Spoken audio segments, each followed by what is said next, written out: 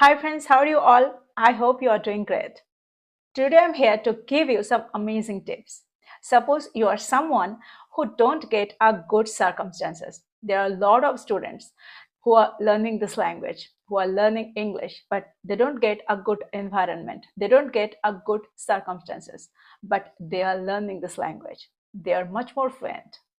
How is it possible to learn English when you are alone at home? There is no one to talk with. How can you learn English when you don't have a good circumstances? See, there are a lot of students who are learning this language, who are learning English, but they don't have a good circumstances. There is no one to speak with. Is it possible? Yes, it is. See, learning English when you are alone at home is not a big deal, but you have to know how. Let me tell you, suppose you are someone who is complete beginner and you have just started learning English. Then start with reading something. Read a lot. Read out loud. Now the question is, what will you read? See, you can read anything. You can read an article, you can read a news, you can make a habit to read books. You could read some fictional books or some non-fictional books, whatever you like. Let me clear what are fictional books and what are non-fictional books. See, fictional books are story books. Those stories which come from the imagination of the author that are not real. And non-fictional books are based on real event, people, facts or information. You could read whatever you want, but you need to make a mind that you have to read something. Every day you have to read something out loud because you are a beginner. I have said read out loud. Why it is so? When you keep reading in English out loud, the English words will stick in your mind and go deep into your memory. And that's why our parents, our grandparents used to tell us read out loud. This is really very important. It has a lot of benefits. See, your tongue is very much familiar with your native language. When you start reading something out loud, then your tongue will be familiar with English words and it would be really very beneficial. Your tongue will start knowing that how to pronounce English words. Yes, your tongue will become familiar with it gradually. Reading something out loud means to read something aloud rather than reading them silently. That means you can listen to your own words while reading something out loud. Not only your tongue, but also your ears are being familiar with English while you read something out loud. It doesn't matter how many times you are getting stuck. What matters is that you have to read. You have to read something out loud every day. Now, suppose you are someone who is very busy. You don't have any time to read something. You really have a hectic schedule and there is no scope to take out some time to read something. Then I'm telling you what to do. Every day you go to work or you go to college or go somewhere. So you can take out sometimes while commuting or you can read something during lunchtime. Just take out your phone and get an article or a news and read it.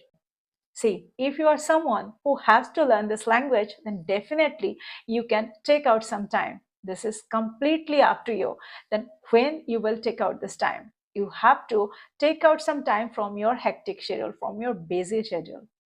Not only that, but also you will be familiar with sentence structure, how a sentence can be made properly. So reading is really very important. Not only reading, you have to watch something in English and imitate them. When you watch English movies or English web series, you will get native speakers and you can imitate them. How they speak English. You can imitate how to they speak English. This is really very important. See, this is a language. English is a language only. So you have to know how it is said, how it is speaked. So after knowing that, you can speak it. In this how, you will be able to make sentences gradually. Now the time to think in English. See, when you are able to make sentences in English, then start thinking in English. Start translating your sentences from your native language into English language. And this how you can learn this language. See, you will get a lot of videos. In those videos, you will be advised not to translate your sentences from your native language into English language. But remember, you are a beginner.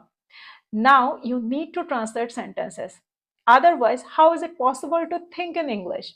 Suppose you are thinking something and you get stuck. Then you want to get the exact meaning of this sentence.